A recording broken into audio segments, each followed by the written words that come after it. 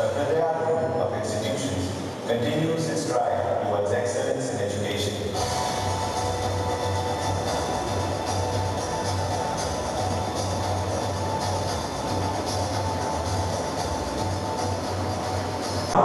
നമുക്കറിയാം, ശിലായുഗത്തിൽ നിന്ന് യന്ത്രയുഗത്തിലേക്കും, യന്ത്രയുഗത്തിൽ നിന്നും വൈദ്യുതി യുഗത്തിലേക്കും, വൈദ്യുതി യുഗത്തിൽ നിന്നും കമ്പ്യൂട്ടർ യുഗത്തിലേക്കും, ഇപ്പൊ ഇന്റർനെറ്റ് യുഗത്തിലേക്കും മനുഷ്യൻ കടന്നു വന്നിരിക്കുന്ന മുഴുവൻ ശാസ്ത്ര സാങ്കേതിക വിദ്യകളുടെ അതിന്റെ ഫലമായിട്ട്, ആ വിജ്ഞാനത്തിന്റെ ഫലമായിട്ടാണ് ലോകം മുഴുവൻ പുരോഗമിച്ചിട്ടുള്ളത്.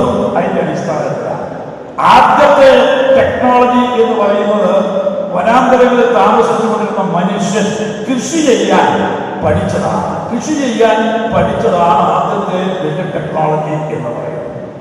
അടുത്തതായിട്ട് വരുന്നത് ആവി എഞ്ചിൻ കണ്ടുപിടിച്ചപ്പോൾ ഉണ്ടാകുന്ന ഇൻഡസ്ട്രിയൽ റവല്യൂഷന്റെ കാലഘട്ടത്തിലുണ്ടായ ടെക്നോളജികൾ. അത് കഴിഞ്ഞപ്പോൾ സൂപ്പർ ഇൻഡസ്ട്രിയലിസത്തിന്റെ കാലഘട്ടമാണ്, ഇന്റർനെറ്റിന്റെ കാലഘട്ടമാണ്. എത്രയോ വലിയ ടെക്നോളജികളാണ്.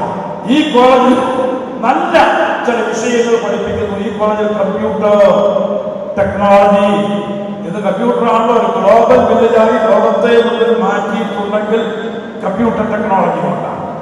ഈ കോളേജിൽ ബയോടെക്നോളജി, ഇന്ന് ബയോടെക്നോളജി കൊണ്ടേ നമുക്ക് ഈ കേരളത്തിന്റെ വികസനം, ഇന്ത്യയുടെ വികസനം, ഞാൻ ഭാവി വികസനം കാണുന്നത് കാർഷിക മേഖലയിൽ നിന്നുള്ള ഒരു വികസനമാണ് നമുക്ക് ആവശ്യമായിട്ടുള്ളത്.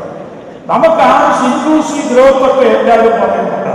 ആ ഇൻക്ലൂസീവ് ഗ്രോത്ത് ഒക്കെ ഉണ്ടാകണമെങ്കിൽ 70% ആളുകൾ നിവസിക്കുന്ന കാർഷിക മേഖലയിൽ ഗ്രാമീണ സമ്പദ് വ്യവസ്ഥ വികസിച്ചു എങ്കിൽ മാത്രമേ ഉള്ളൂ. ഗ്രാമീണ സമ്പദ് വ്യവസ്ഥ നമുക്ക് ബലപ്പെടണമെങ്കിൽ എന്ത് വേണം? നമ്മുടെ പഴയ രീതിയിലുള്ള കൃഷികൾ പോരാ. നമുക്ക് ആ കൃഷി മോഡേണൈസ് ചെയ്യണം, ആധുനികവൽക്കരിക്കണം, പുതിയ തൊഴിലുണ്ടാകണം, പുതിയ തൊഴിൽ വരുമാനം ഉണ്ടാകണം. ആ കൃഷി വാല്യൂ അഡീഷൻ നമുക്ക് വേണം, ഡൈവേഴ്സിഫിക്കേഷൻ വേണം. ആ കാർഷിക മേഖലയിൽ മുഴുവൻ നൂതനങ്ങളായിട്ടുള്ള സംരംഭങ്ങൾ, വാല്യൂ അഡീഷന് വേണ്ടിയുള്ള സംരംഭങ്ങൾ ഉണ്ടാകണം. പുതിയ പുതിയ ടെക്നോളജി അതിന് അബ്സോർബ് ചെയ്യണം. ടെക്നോളജി അബ്സോർബ് ചെയ്ത് പ്രൊഡക്ടിവിറ്റി വർദ്ധിപ്പിക്കണം. പ്രൊഡക്ടിവിറ്റി വർദ്ധിപ്പിച്ചാലേ കോസ്റ്റ് ഓഫ് പ്രൊഡക്ഷൻ കുറയൂ. കോസ്റ്റ് ഓഫ് പ്രൊഡക്ഷൻ കുറഞ്ഞാൽ മാത്രമേ നമുക്ക് നമ്മുടെ സാധനങ്ങൾ വേൾഡ് മാർക്കറ്റിൽ കോമ്പറ്റീറ്റീവ് ആക്കാൻ കഴിയുള്ളൂ.